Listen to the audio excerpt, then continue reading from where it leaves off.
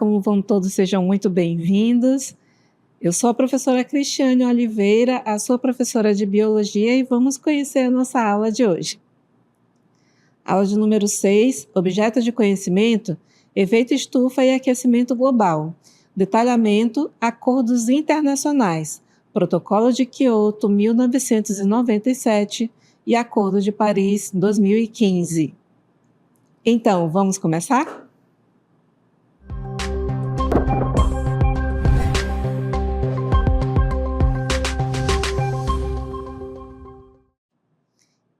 Olá!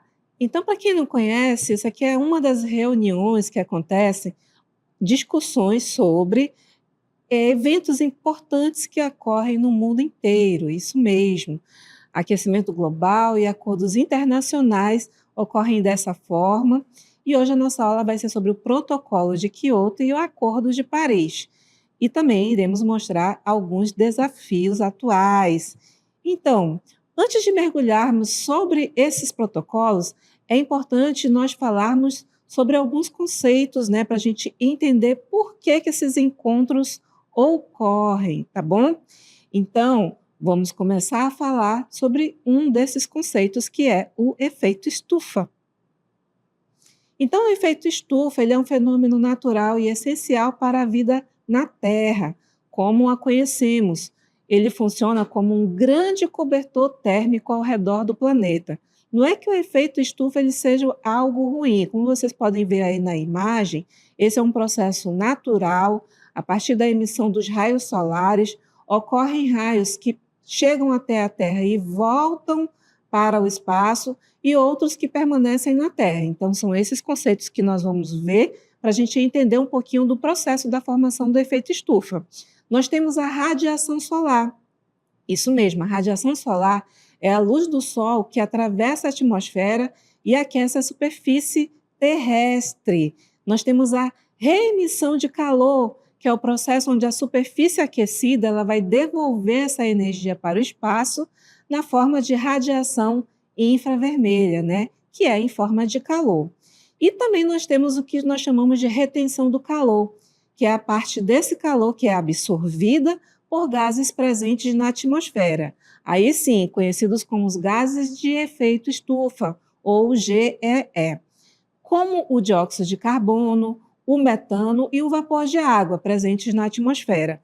Eles agem como o vidro de uma estufa, mantendo o planeta aquecido, né? O vidro de uma estufa, uma lona aí que cobre uma plantação, né, para reter um pouquinho do calor ali na plantação. Então, ele age aí desta forma aí para melhor entendimento entre vocês. Agora, existe um outro conceito, que é o conceito do aquecimento global. O aquecimento global ele já vai ser o aumento da temperatura média da Terra causado pela intensificação do efeito estufa. Isso mesmo, o efeito estufa de forma mais forte. Desde a Revolução Industrial, as atividades humanas, né, que são as ações antrópicas, vêm lançando uma quantidade excessiva de gases de efeito estufa na atmosfera, principalmente através da queima de combustíveis fósseis, né, como a queima do carvão e o uso do petróleo e o gás natural, além do desmatamento. Isso mesmo. Pense no efeito estufa, né, como um cobertor de espessura ideal para uma noite agradável, né, quando ele ocorre de processo de forma natural. O aquecimento global, nesse caso, é o que acontece quando adicionamos mais camadas extras a esse cobertor. E aí, nesse caso, o planeta superaquece. Então, essa aí é a ação do efeito estufa intensificado que nós chamamos de aquecimento global. Quais seriam as consequências, né, os números alarmantes? Né? Recorde de temperatura, por exemplo, a ciência é clara quanto aos impactos. Um estudo de 2026, olha como esse estudo é recente, que foi feito por meio do Instituto de Pesquisa de Impacto Climático, né, de Potsdam, alerta que a velocidade do aquecimento global quase dobrou na última década, passando de menos de 0,2 graus Celsius por década, né, no intervalo de 1970 a 2015, para cerca de 0,35 por década atualmente. Parece pequeno, mas é um grande aquecimento.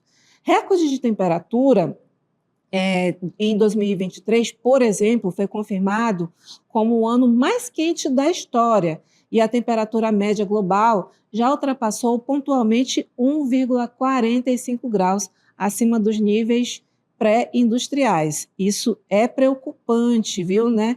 Esses recordes de temperatura vão acarretar em muito, por exemplo, na qualidade de vida do indivíduo. Mas quais seriam as outras consequências, né, acarretadas pelo aquecimento global? Nós temos aí eventos extremos que podem ser observados, inclusive, no nosso país, tá? Esses eventos, como ondas de calor mais intensas, secas prolongadas, chuvas torrenciais e furacões mais poderosos, que afetam aí a segurança alimentar, hídrica e a saúde humana, ou seja, afeta na qualidade da vida do homem. Mas, continuando aí sobre as consequências do efeito, né, nós temos um ponto de inflexão. Isso mesmo, esse ponto de inflexão é quando os cientistas alertam que ultrapassar de forma duradoura o limite de 1,5 graus de aquecimento, né, meta de Acordo de Paris, aumenta drasticamente o risco de mudanças irreversíveis no sistema climático, como o colapso das camadas de gelo da Groenlândia, como vocês podem observar aí na imagem, né? Quanto mais passam-se os anos, mais as calotas polares vão derretendo. Isso é preocupante. Aumenta o nível dos oceanos e acarreta aí em mudanças drásticas, não só no ambiente natural, como também na vida do ser humano, tá? Então, qual seria a resposta a esse aquecimento global? Isso mesmo, a resposta são os acordos que são feitos a partir daqueles encontros dos quais nós vimos aí no início da aula. Então, essa é a resposta internacional. Mostro para vocês aqui um cronograma rápido, breve, de acordos, né, onde traz a percepção de que o aquecimento global é uma ameaça comum que levou a comunidade internacional a se organizar. Então, vocês vão ver aí a seguir os principais marcos dessa jornada, onde eu convido vocês a assistirem a participação da professora de Geografia, Sandréia Cascais.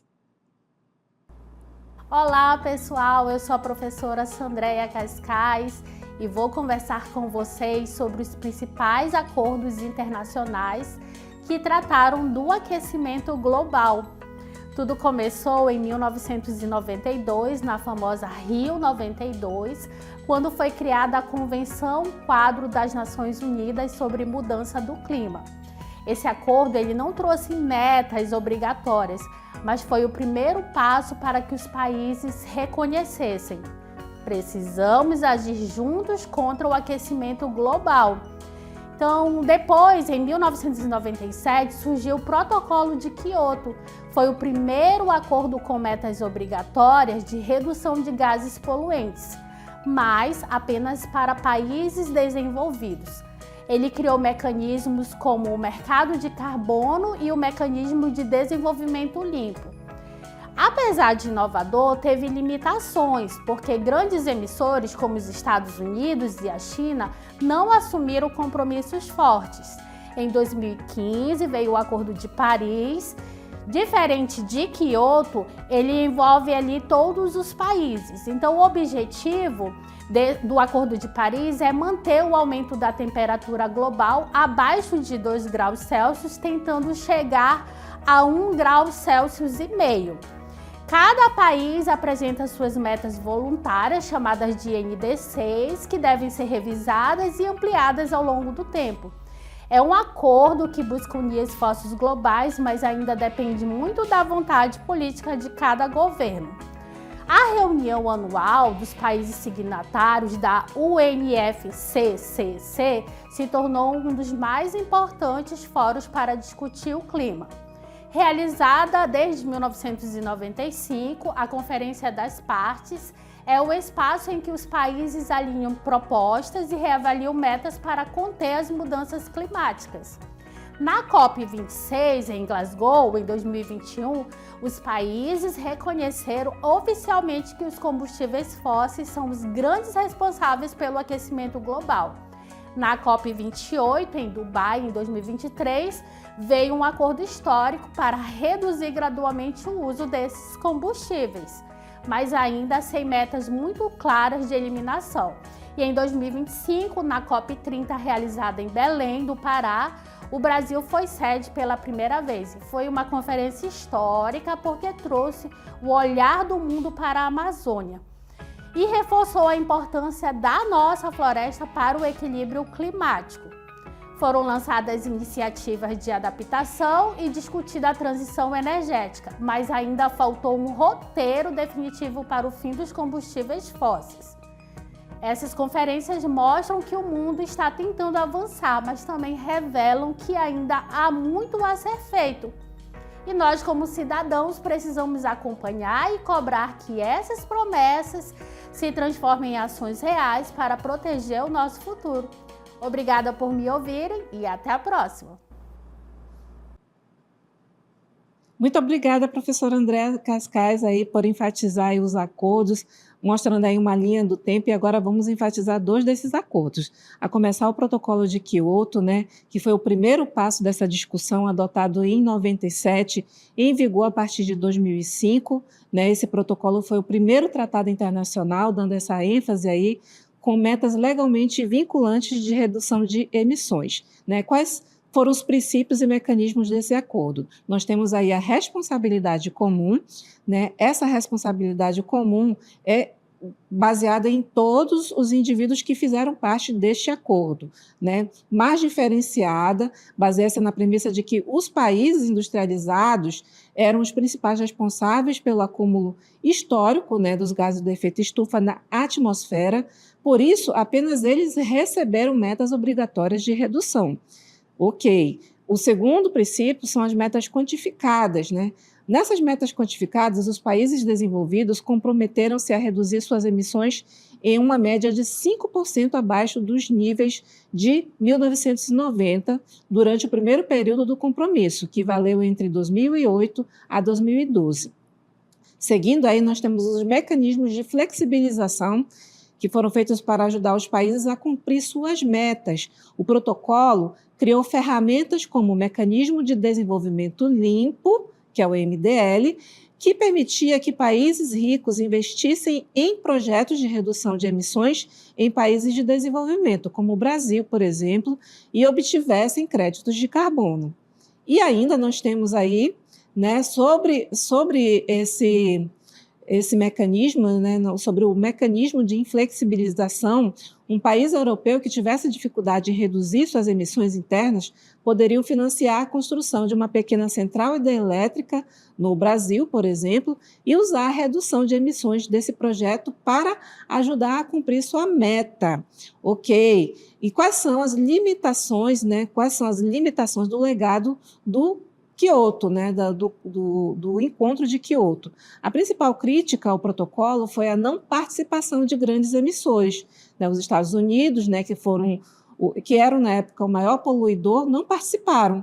Assinaram, mas nunca ratificaram o tratado, né, efetivamente. Além disso, os países em desenvolvimento rapidamente industrializados, como China e Índia, não tinham metas obrigatórias, o que limitava a eficácia global desse acordo, né? Que foi o que aconteceu a partir desse primeiro encontro. Vamos lá ao Acordo de Paris, né, que foi uma virada histórica e ocorreu em 2015. Após anos de negociação, em dezembro de 2015, durante a COP21 em Paris, o mundo testemunhou um marco. O Acordo de Paris, que é um tratado internacional juridicamente vinculado, que pela primeira vez uniu, olha aí, gente, 195 países signatários. Não tinha essa participação maçante antes, né? Países desenvolvidos e também em desenvolvimento participaram em um esforço comum contra as mudanças climáticas. Quais eram os objetivos, né? Vamos conhecer aqui os objetivos desse acordo. O acordo estabelece principalmente a mitigação, quer dizer, a diminuição. Diminuição de quê? Manter o aumento da temperatura média global bem abaixo de 2 graus em relação aos níveis pré-industriais e envidar esforços para limitá-lo a 1,5 graus. Temos também aí a parte da adaptação, né, que é aumentar a capacidade da adaptação aos impactos adversos da mudança climática e promover aí a resiliência climática e o desenvolvimento de baixas emissões. Além disso, aí nós temos uma outra situação, né, baseada aí no encontro do protocolo, que foi uma inovação do modelo bottom-up, né? Assim, além da adaptação, financiamento, né, ratificando aí,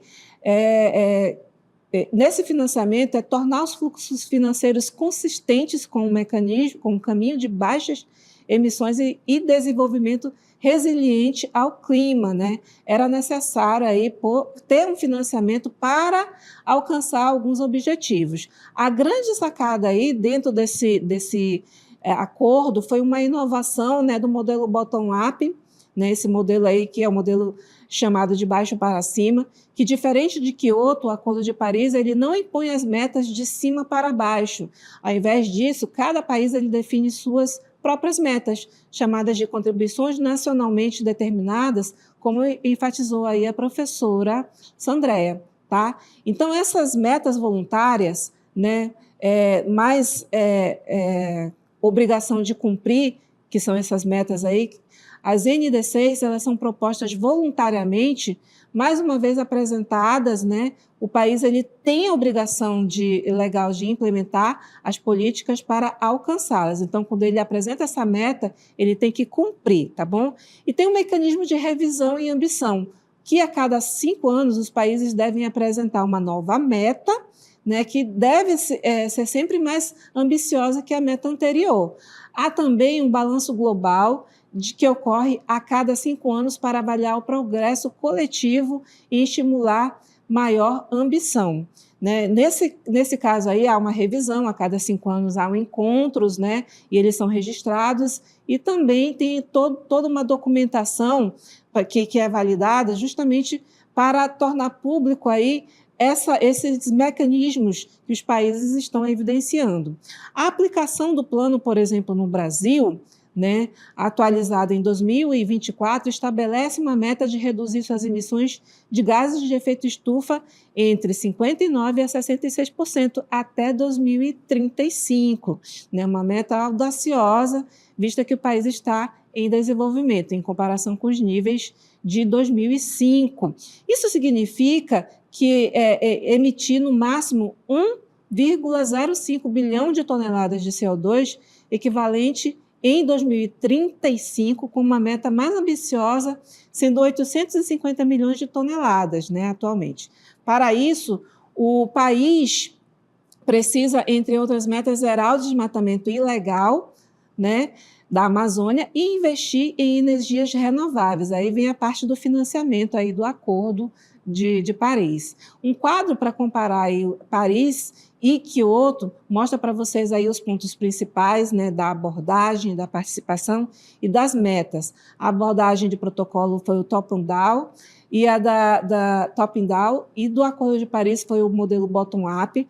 A participação de Kyoto foi apenas com os países desenvolvidos. Já em Paris nós tivemos aí desenvolvidos e em desenvolvimento, e as metas de Kyoto foram legalmente vinculadas para países do anexo 1, dentro do acordo, do documento.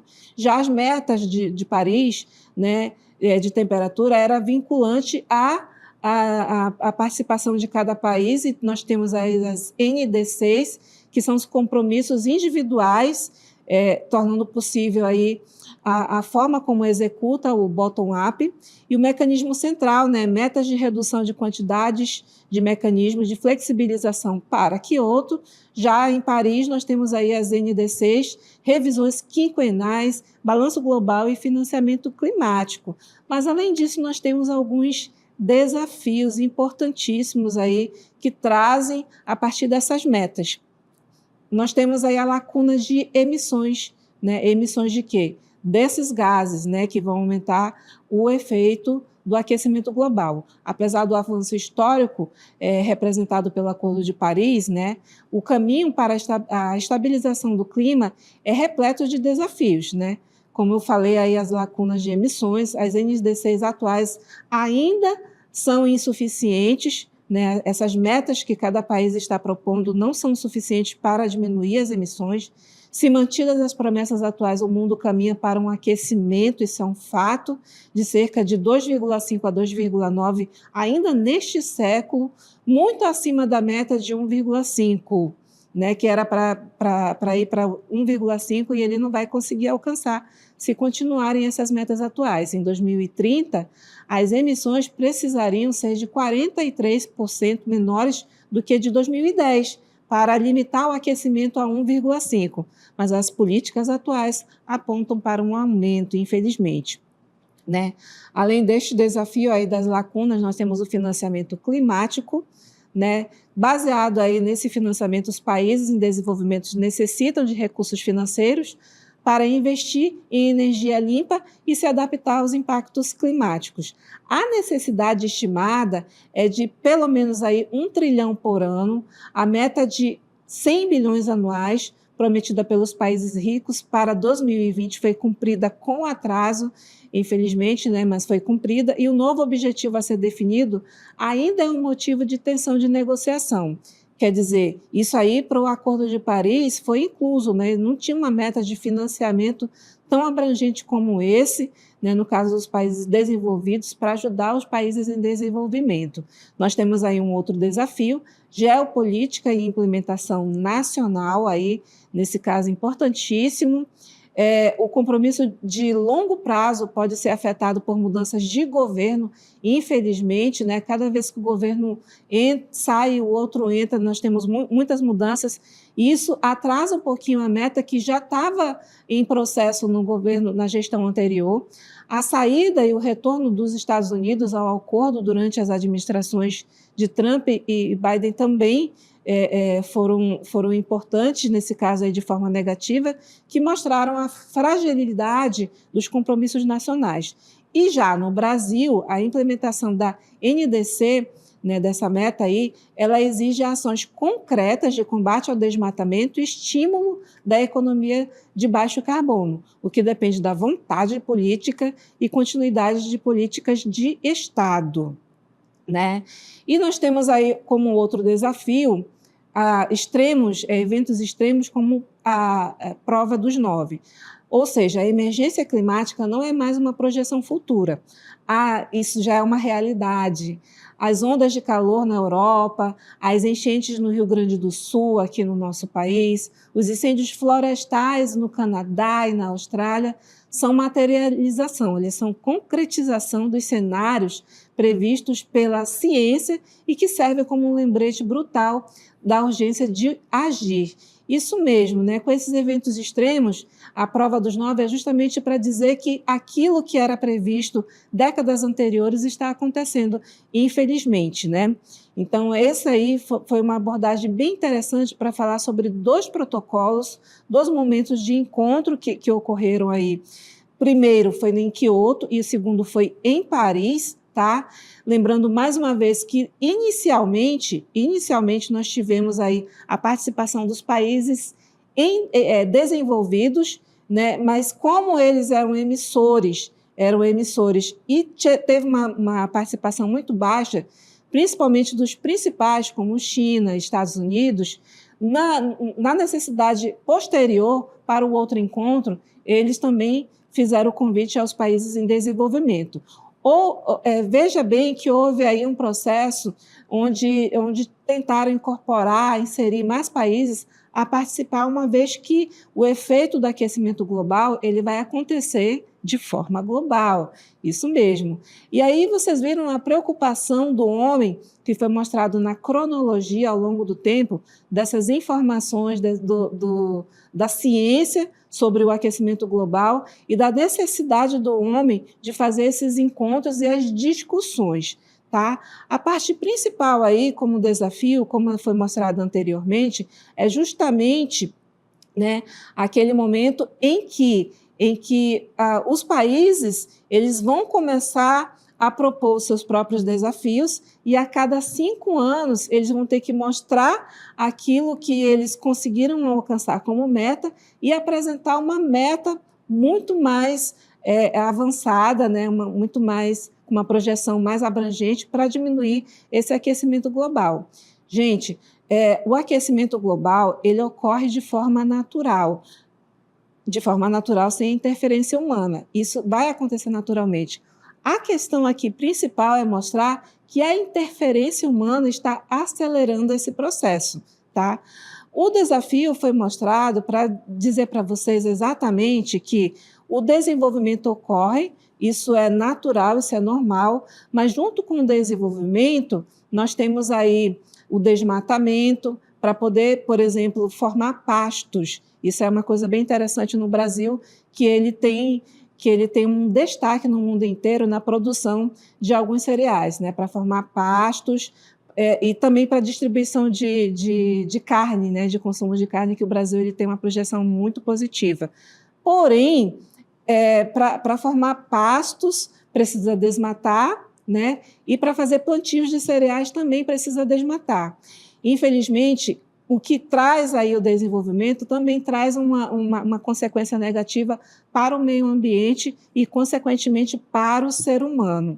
Então, a reflexão que eu trago para vocês, aí, jovens cientistas que estão pensando em atuar na área da sustentabilidade, é a proposta de desenvolver o país, né, trazer esse desenvolvimento, mas minimizando essa questão do aquecimento global, trazendo essas propostas de sustentabilidade, que é um conceito muito discutido dentro de cada um desses encontros que ocorrem aí de forma mundialmente. E na COP30 nós tivemos essa discussão com a preocupação, principalmente do desenvolvimento, acarretando de consequências negativas para o desmatamento, né? Trazendo esse olhar para a economia, para o crescimento econômico e, ao mesmo tempo, a preservação do ambiente com essa preocupação do aquecimento global.